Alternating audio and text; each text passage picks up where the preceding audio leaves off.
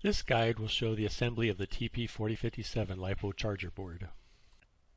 Before we start, let's talk about some of the supplies you will need. I find a small diameter solder works well for these small surface mount parts. I'm using some 0.015 inch or 0.38 millimeter flux core 6040 solder. For cleaning up excess solder, some solder braid can be useful. This one is some fine braid 1 millimeter. The solder I use has a flux core, but sometimes it can be useful to have some extra flux available.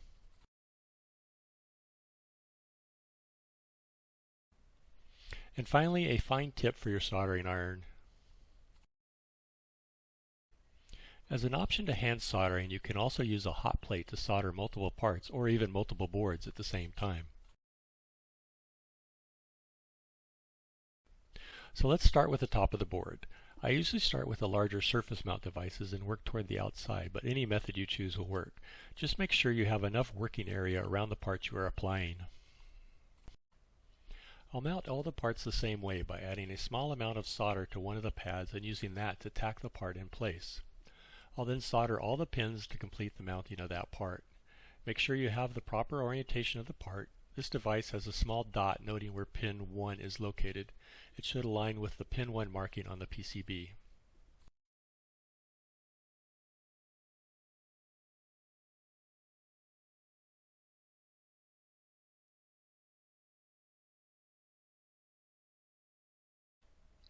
I've sped up the clip as I solder the remaining pins.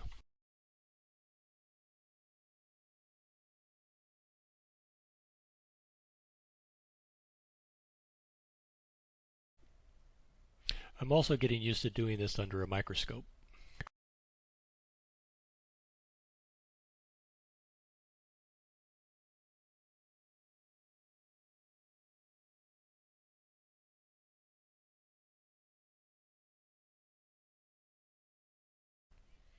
I'll continue with mounting the resistors using the same method as before. Speeding up the video again to save some time. You'll want to make sure the opposite connection has cooled before doing the other side, and try not to overheat the part as it may come loose like it did for me.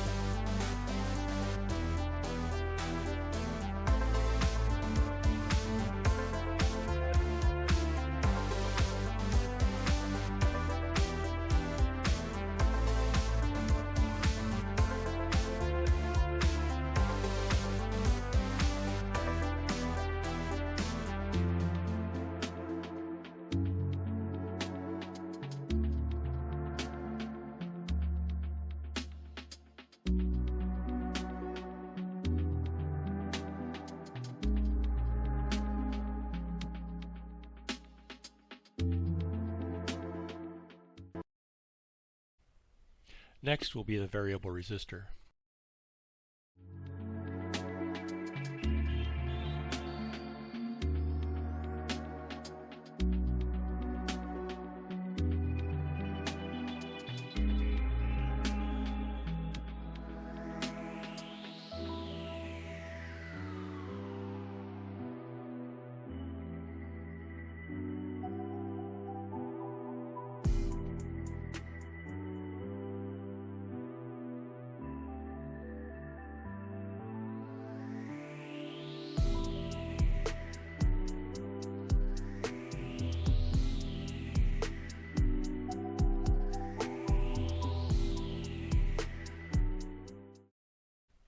And finally, I'll mount Q1 to complete the top of the board assembly.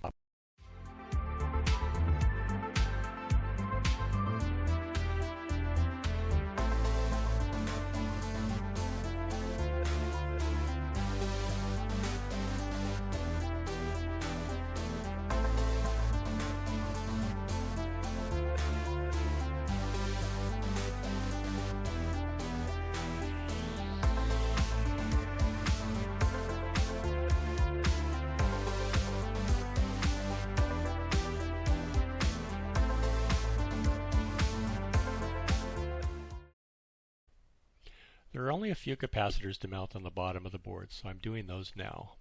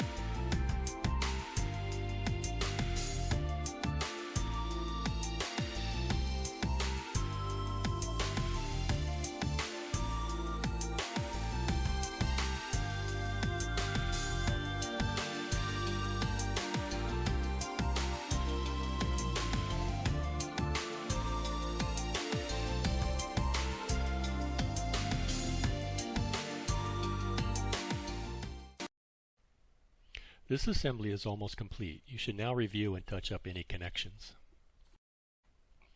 Here I've shorted 2 pins with excess solder. Using a soldering iron, it is difficult to remove the excess. Using the solder wick, it is now easy to clean up the excess solder and repair the connection.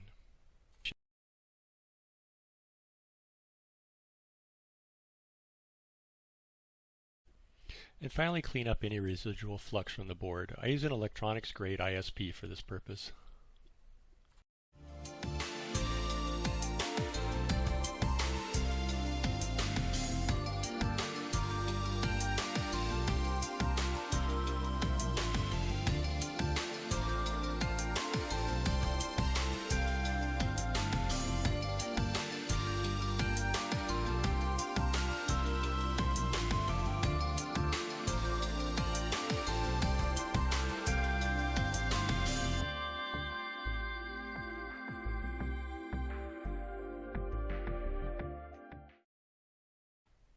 Using a very small tip screwdriver, something between 1.6 to 2 millimeters, you can carefully adjust the variable resistor to set the charging current. Also be careful not to go past the stops at each end. The adjustable range will be 50 to 500 milliamps. Note that the silkscreen is reversed on the board. You can review the instructions for setting an exact resistance or use the diagram for approximate values. As a final step, decide where and how you want to use the status LED and connect it to the board. For those that also want to add the 3.3 regulator, simply follow the same steps as before.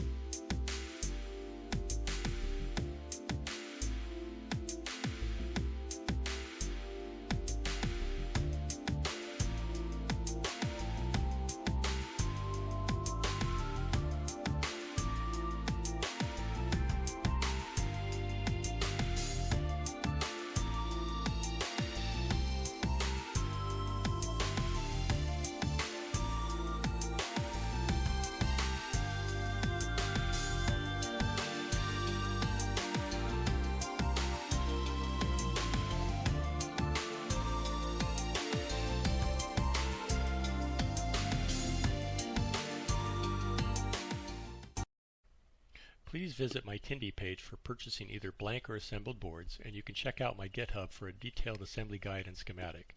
The links are provided in the video description below.